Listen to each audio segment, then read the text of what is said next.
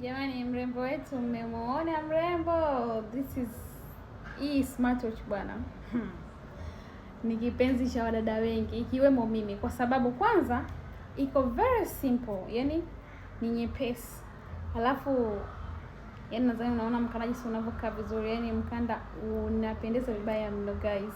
Alafu unakuwa na mikanda miwili. Wa pili ni huu wa plastiki, wa kwanza ni huu wa stainless steel. Huu mkanda haupauki hata iweje. Mkanda ufanyaje? Haupauki. Bei yake ni 35. Ukiwa Dar nakuletea, ukiwa mikoani unatumia kwa njia ya basi. Karibuni sana jamani, hii smartwatch sio ya kukosa. Yaani mtu yote akiniambia nimrecommend smartwatch hii, mimi namrecommend hii jamani, nzuri sana sana sana sana sana sana sana. Bei ya 35 tu. Nadhani mnaiona jamani, si hivyo nzuri. Hii rangi yake ya pili. Huu ni mkanda mweusi, huu ni wa mpira, nishauvalisha kabisa.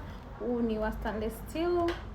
Ndio kama hivyo jamani, mnavyoona ziko vizuri sana.